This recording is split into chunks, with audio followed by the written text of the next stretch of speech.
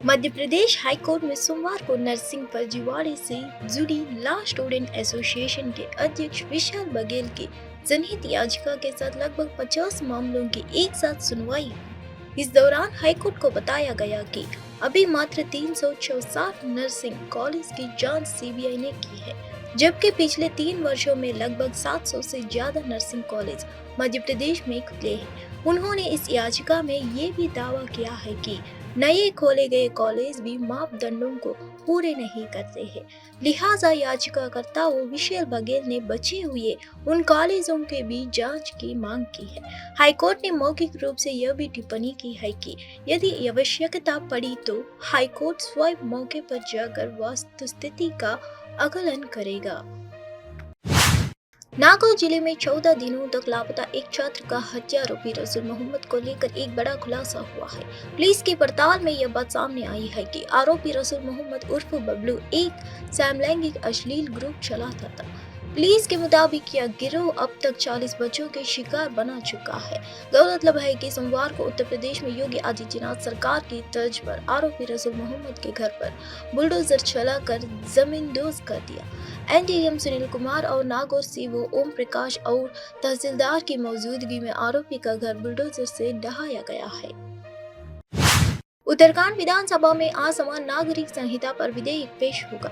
इसे लेकर देश भर में चर्चा है। विधेयक में क्या क्या होगा, इसको लेकर भी कई सवाल उठ रहे हैं। हालांकि विधेयक का मसौदा अभी तक सार्वजनिक नहीं किया गया है, लेकिन यूसीसी को लेकर उत्तराखंड के मुख्यमंत्री पुष्कर सिंह धामी ने सोमवार को कहा कि प्रस्तावित यूसीसी न केवल सभी वर्गों की भलाई के लिए होगा, बल्कि प्रधानमंत्री मोदी के सबका साथ सबका विकास और एक भारत श्रेष्ठ भारत का दृष्टिकोण के अनुरूप भी होगा। दिल्ली की एक अदालत ने मुस्लिम परिवार में बच्चे के गोद लेने और संपत्ति पर उसके अधिकार को लेकर एक महत्वपूर्ण फैसला सुनाया है। बंटवारे के एक मुकदमे को खारिज करते हुए कोर्ट ने कहा कि मुस्लिम समुदाय से संबंधित कोई भी व्यक्ति शरीयत अधिनियम के तहत घोषणा किए बिना बच्चों को गोद ले सकता है और उस बच्चे का संपत्ति पर पूरा अधिकार होगा। एडिशनल डिस्ट्रिक्ट जज प्रवीण सिंह ने फैसले के दौरान कहा, ऐसे कोई भी गोद लेना सामान्य कानून की ओर से वैध होगा, न कि मुस्लिम पर्सनल लॉ या शरीयत कानून द्वारा। अंग्रेजी अखबार TOI की रिपोर्ट के मुताबिक कोर्ट की ओर से कहा गया, उक्त बच्चा गोद लेने वाले माता पिता का वैध बच्चा बन जाएगा।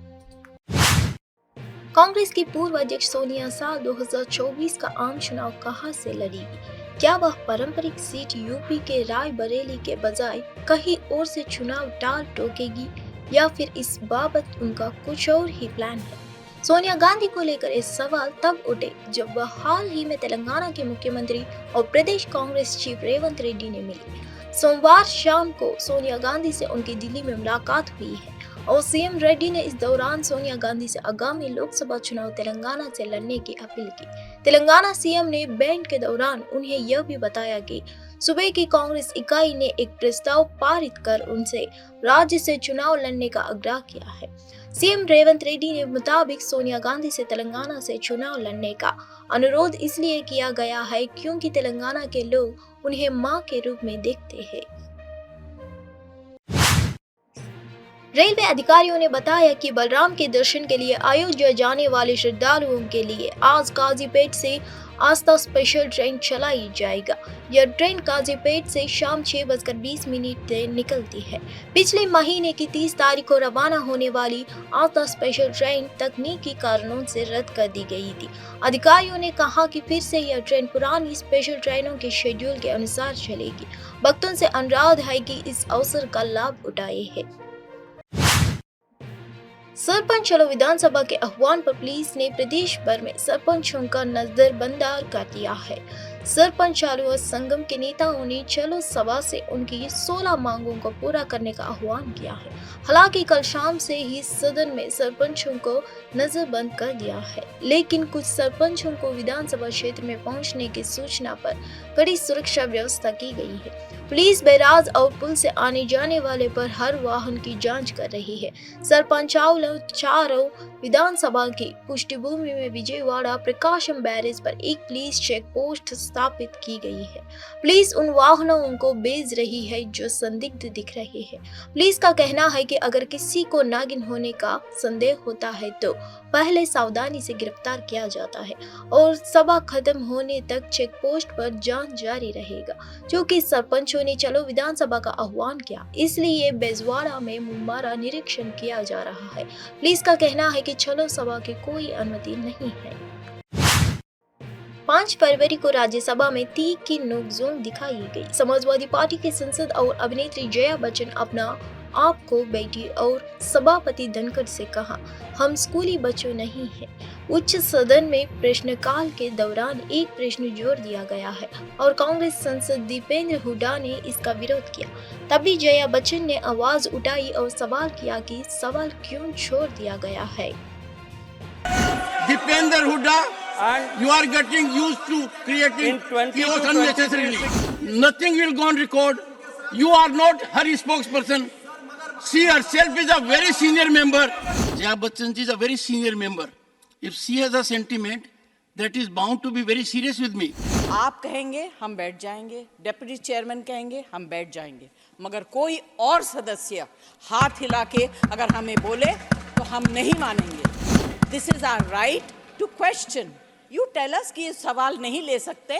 There are problems. We'll take it later. We understand. We are not school children. Mr. Shakti Singh Gohil, take your seat. Dipender Huda, and you are getting used to creating chaos unnecessarily. 1,671.323 crores have been released to PPA, and further PPA released the same amount to government of Andhra Pradesh. Take your seat. In current financial year, What word are you using? 24.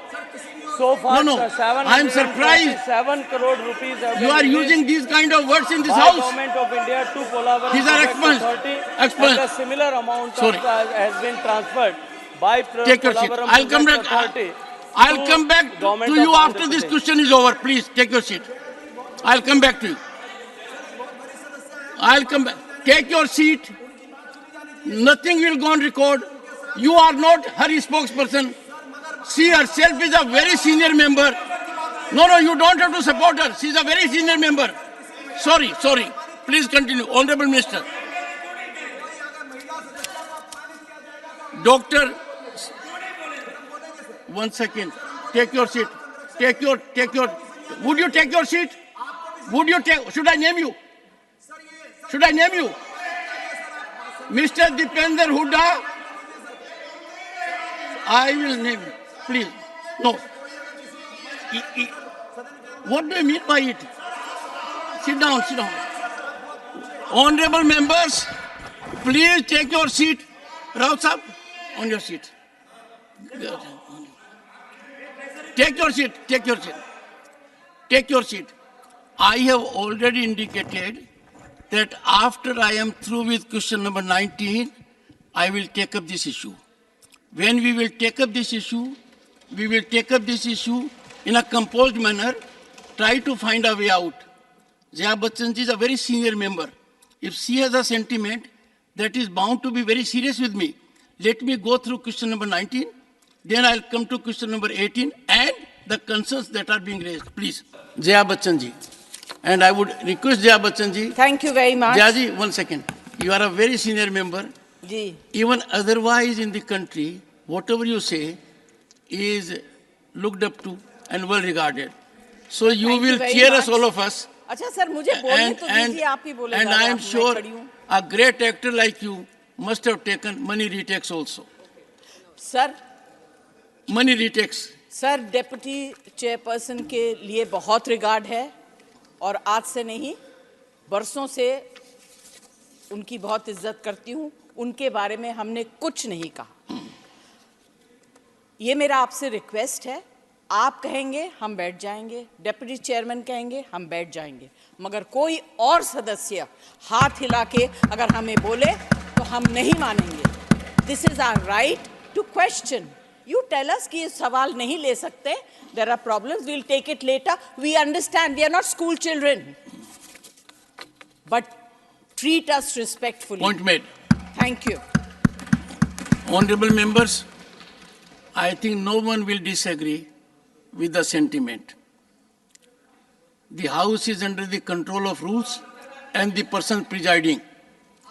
And I am sure everyone will follow. This is a good manner, this side or that side. The members must not exchange interest. Everything has to be through the chair. 6 फरवरी को यानी आज राष्ट्रीय राजधानी में शीतलहर जारी रही है। शीतलहर के बीच कोहरे की एक पतली परत ने दिल्ली को अपनी चपेट में ले लिया है। आईएमडी के मुताबिक दिल्ली में न्यूनतम तापमान क्रमशः 10 डिग्री सेल्सियस और अधिकतम 51 डिग्री सेल्सियस रहेगा। घने कोहरे और कम हर्षता के कारण कई उड़ानों में भी देरी हुई। प्रतिकूल परिस्थितियों के बावजूद कुछ निवासियों को इस तथ्य से सांत्वना मिली कि पिछले महीनों की तुलना में स्थितियां तुलनात्मक रूप से बेहतर है, जिससे सर्दी के प्रकोप के बीच राहत की झलक मिल रही है।